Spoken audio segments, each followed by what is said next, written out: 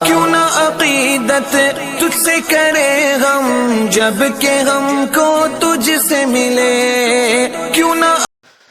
عزیزان اسلام، السلام علیکم ورحمۃ اللہ وبرکاتہ۔ الصلاۃ والسلام علیک یا حبیبی یا سیدی یا رسول اللہ صلی اللہ تعالی علیہ وسلم۔ سرور کہوں کہ مالک و مولا کہوں تجھے، باغ خلیل کا گلے زیبا کہوں تجھے، ہرما نصیب ہوں تجھے امید گہ کہوں، جانے مراد و کانے تمنا کہوں تجھے، گلجار قدس کا گل رنگی ادا کہوں، درمان درد بلبل سیدا کہوں تجھے، صبح وطن پہ سامے غریباں کو دو صرف، بے کس نواز گے سنگوں والا کہوں تجھے، سرور کہوں یا مالک و مولا کہوں تجھے، باغ خلیل کا گل زیبا کہوں تجھے۔ ریا و سما کا بیان۔ ریا یعنی دکھاوے کے لیے کام کرنا، اور سما یعنی اس لیے کہ کام کرنا کہ لوگ سنیں گے اور اچھا جانیں گے۔ یہ دونوں چیزیں بہت بری ہیں، ان کے وجہ سے عبادت کا ثواب نہیں ملتا بلکہ گناہ ہوتا ہے، اور یہ شخص مستحق عذاب ہوتا ہے۔ قرآن مجید میں ارشاد ہوا، اے ایمان والوں، اپنے صدقات کو احسان جتا کر اور اذیت دے کر باطل نہ کرو، اور اس شخص کی طرح جو دکھاوے کے لیے مال خرچ کرتا ہے۔ اور اللہ نے فرمایا قرآن کریم کے اندر، جسے اپنے رب سے ملنے کی امید ہو اور اسے چاہیے کہ نیک کام کرے اور اپنے رب کی عبادت میں کسی کو شریک نہ کرے۔ اس کی تفسیر میں مفسرین نے یہ لکھا ہے کہ ریا نہ کریں کہ وہ ایک قسم کا شرک ہے، اور اللہ جل شانہ فرماتا ہے، ویل ہے ان نمازیوں کے لیے جو نماز سے غفلت کرتے ہیں اور جو ریا کرتے ہیں اور برتنے کی چیز مانگے نہیں دیتے ہیں، اور اللہ کی عبادت اس طرح کر کی دین کو اس کے لیے خالص کر آگاہ ہو جاؤ کہ دین خالص اللہ کے لیے ہی ہے۔ اور اللہ فرماتا ہے، اور جو لوگ اپنے مال لوگوں کو دکھانے کے لیے خرچ کرتے ہیں اور نہ اللہ پر ایمان لاتے ہیں اور نہ پچھلے دن پر، اور جس کا ساتھی شیطان ہوا تو برا ساتھی ہوا۔ حدیث شریف اس کے مذمت میں بہت جگہ ذکر آتا ہے۔ حدیث شریف نمبر 1 ابن ماجہ نے ابو سعید خدری رضی اللہ تعالی عنہ سے روایت کی ہے، فرماتے ہیں، ہم لوگ مسیح دجال کا ذکر کر رہے تھے کہ رسول اللہ صلی اللہ تعالی علیہ وسلم تشریف لائے اور یہ فرمایا کہ میں تمہیں ایسی چیز کی خبر نہ دوں جس کا مسیح دجال سے بھی زیادہ میرے نزدیک تم پر خوف ہے۔ ہم نے کہا ہاں یا رسول اللہ صلی اللہ تعالی علیہ وسلم، وہ شرک خفی ہے، آدمی نماز پڑھنے کھڑا ہوتا ہے اور اس وجہ سے زیادہ کرتا ہے کہ یہ دیکھتا ہے کہ دوسرا شخص اسے نماز پڑھتے ہوئے دیکھ رہا ہے۔ حدیث شریف میں ہے، امام احمد نے محمد ابن لبید رضی اللہ تعالی عنہما سے روایت کی ہے کہ رسول اللہ صلی اللہ تعالی علیہ وسلم نے فرمایا، جس چیز کا تم پر زیادہ خوف ہے وہ شرک اصغر ہے۔ لوگوں نے عرض کی شرک اصغر کیا چیز ہے؟ ارشاد فرمایا کہ ریا ہے۔ بیہقی نے اس حدیث میں اتنا زیادہ کیا ہے کہ جس دن بندوں کے اعمال کا بدلہ دیا جائے گا، ریا کرنے والوں سے اللہ تعالی فرمائے گا ان کے پاس جاؤ جن کے دکھاوے کے لیے کام کرتے تھے، جا کر دیکھو کہ وہ تمہیں کوئی بدلہ اور خیر ملتا ہے کہ نہیں۔ حدیث نمبر 3 میں امام احمد و ترمذی و ابن ماجہ نے ابو سعید ابن ابی فضالہ رضی اللہ تعالی عنہ سے روایت کی ہے کہ رسول اللہ صلی اللہ تعالی علیہ وسلم نے فرمایا، جب اللہ تعالی تمام اولین و آخرین کو اس دن جمع فرمائے گا جس میں شک نہیں، تو ایک منادی ندا کرے گا، جس نے کوئی کام اللہ کے لیے کیا اور اس میں کسی کو شریک کر لیا، وہ اپنے عمل کا ثواب اسی شریک سے طلب کرے، کیونکہ اللہ تعالی شرک سے بالکل بے نیاز ہے۔ حدیث نمبر 4 صحیح مسلم میں ابو ہریرہ رضی اللہ تعالی عنہ سے مروی ہے کہ رسول اللہ صلی اللہ تعالی علیہ وسلم نے ارشاد فرمایا کہ اللہ تعالی نے فرمایا، میں تمام شرکا میں شرکت سے بے نیاز ہوں، جس نے کوئی عمل کیا ہے اور اس میں میرے ساتھ دوسرے کو شریک کیا ہے، میں اس کو شرک کے ساتھ جوڑتا ہوں، یعنی اس کا کچھ ثواب نہ دوں گا۔ اور ایک روایت میں ہے کہ فرماتا ہے، میں اس سے بری ہوں، وہ اسی کے لیے ہے جس کے لیے عمل کیا گیا ہے۔ حدیث نمبر 5 صحیح مسلم میں ابو ہریرہ رضی اللہ تعالی عنہ سے مروی ہے کہ رسول اللہ صلی اللہ تعالی علیہ وسلم نے فرمایا کہ اللہ تعالی نے تمہاری صورتوں اور تمہارے اعمال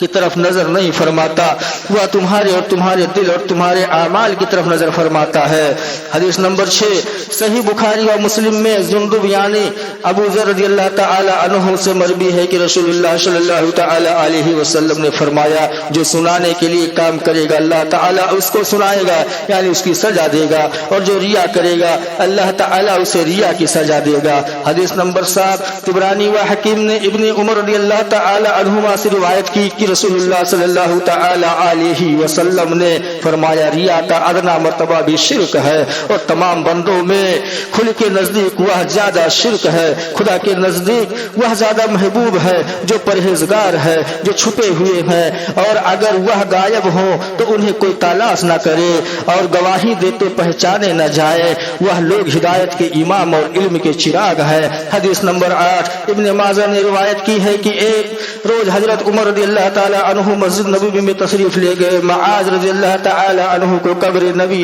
करीम सल्लल्लाहु ताला अलैहि वसल्लम के पास रोता हुआ पाया। हजरत उमर बिन खत्ताब रज़ियल्लाहु ताला अन्हु ने फरमाया, क्यों रोते हो? हजरत मुआज ने फरमाया कि एक बात मैंने रसूलुल्लाह सल्लल्लाहु ताला अलैहि वसल्लम से सुनी थी, वह मुझे रुलाती है। मैंने हुजूर के यह फरमाते हुए सुना था कि थोड़ा सा रिया भी शिर्क है, और जो शख्स अल्लाह के वली से दुश्मनी करे वह अल्लाह से लड़ाई करता है। अल्लाह ताला ने नेको परहेजगारों छुपे हुए लोगों को दोस्त रखता है, वह कि गायब हो तो ढूंढे न जाए, हाजिर हो तो बुलाए न जाए और उनको नजदीक न किया जाए। उनके दिल हिदायत के चिराग हैं, हर गुबार आलो तारीख से निकल जाते हैं यानी मुश्किलात और बलाओं से अलग हो जाते हैं। हदीस नंबर 9 इमाम बुखारी ने अबू तमीमा से रिवायत की है, फरमाते हैं कि सफवान और उनके साथियों के पास में हाजिर था। जुंदुब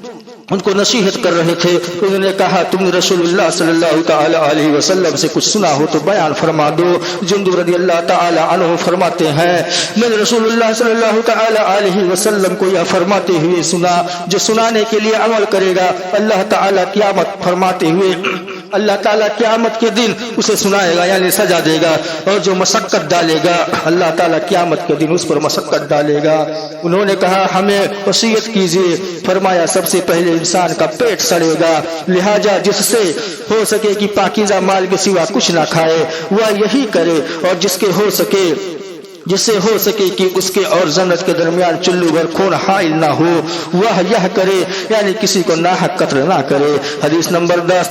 इमाम अहमद ने सद्दाद इब्ने औस से रिवायत की है, फरमाते हैं कि मैंने रसूलुल्लाह सल्लल्लाहु ताला अलैहि वसल्लम को यह फरमाते हुए सुना है कि जिसने रिया के साथ नमाज पढ़ी उसने शिर्क किया, और जिसने रिया के साथ रोजा रखा उसने शिर्क किया, और जिसने रिया के साथ सदका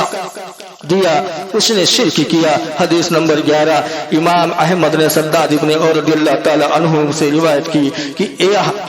एक रोज किसी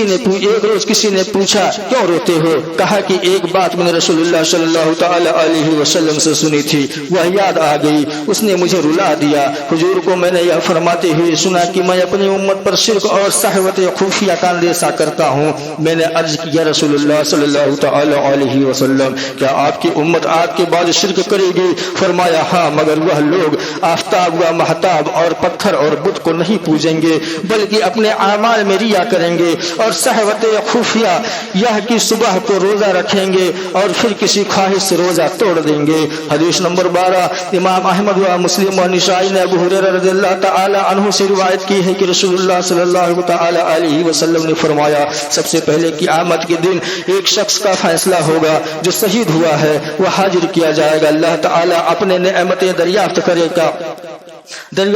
वह नेमतों को पहचानेगा यानी इकरार करेगा, इरशाद फरमाएगा कि उन नेमतों के मुकाबिल में तूने क्या अमल किया है? वह कहेगा, मैंने तेरी राह में जिहाद किया यहाँ तक कि शहीद हुआ। अल्लाह ताला फरमाएगा, तू झूठा है, तूने इसलिए किताल किया था कि लोग तुझे बहादुर कहें, सो कह लिया गया। हुक्म होगा, उसको मुंह के बल घसीट कर जहन्नम में डाल दिया जाएगा। और एक वह शख्स जिसने इल्म पढ़ा और पढ़ाया और कुरान पढ़ा پڑھا وہاں حاضر کیا جائے گا، اس سے نعمتوں کو دریافت فرمایا جائے گا، وہ نعمتوں کو پہچانے گا اور فرمائے گا ان نعمتوں کے مقابل میں تو نے کیا عمل کیا ہے؟ کہے گا میں نے تیرے لیے علم سیکھا اور سکھایا اور قرآن پڑھا، فرمائے گا تو جھوٹا ہے، تو نے علم اس لیے پڑھا کہ تجھے عالم کہا جائے اور قرآن اس لیے پڑھا کہ تجھے قاری کہا جائے، سو تجھے کہہ دیا گیا ہے، حکم ہوگا منہ کے بل گھسیٹ کر جہنم میں ڈال دیا جائے۔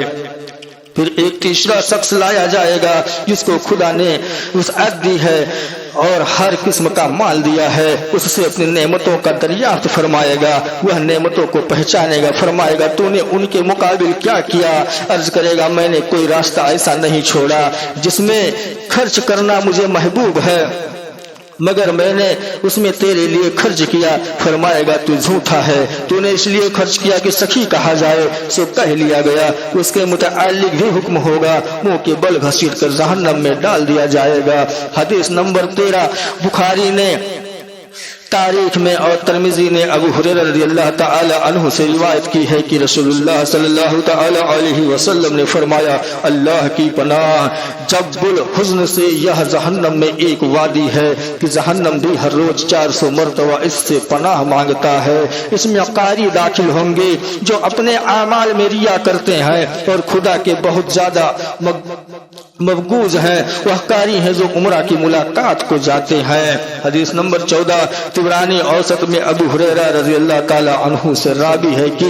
رسول اللہ صلی اللہ تعالی علیہ وسلم نے فرمایا جو شخص آخرت کے عمل سے آراستہ ہو اور وہ نہ آخرت کا ارادہ کرتا ہے نہ آخرت کا طالب ہے، اس پر آسمان و زمین میں لعنت ہے۔ حدیث نمبر 15 حکیم نے ابن عباس رضی اللہ تعالی عنہما سے روایت کی ہے کہ رسول اللہ صلی اللہ تعالی علیہ وسلم نے فرمایا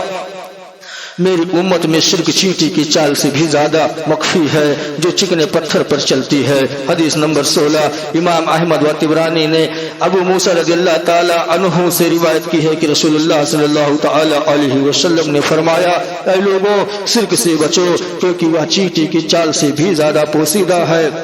لوگوں نے عرض کیا یا رسول اللہ کس طرح شرک سے بچیں؟ رسول اللہ صلی اللہ تعالی علیہ وسلم نے یہ دعا فرمایا الہی ہم تیری پناہ مانگتے ہیں ان سے کہ جان کر ہم تیرے ساتھ کسی چیز کو شریک کریں اور ہم اس سے استغفار کرتے ہیں جس کو نہیں جانتے ہیں، کہنے سننے میں اگر کوئی غلطی ہوئی ہو تو اللہ جل شانہ اپنے فضل سے معاف فرمائے۔ استغفر اللہ ربی من کل ذنب واتوب الیہ وما علینا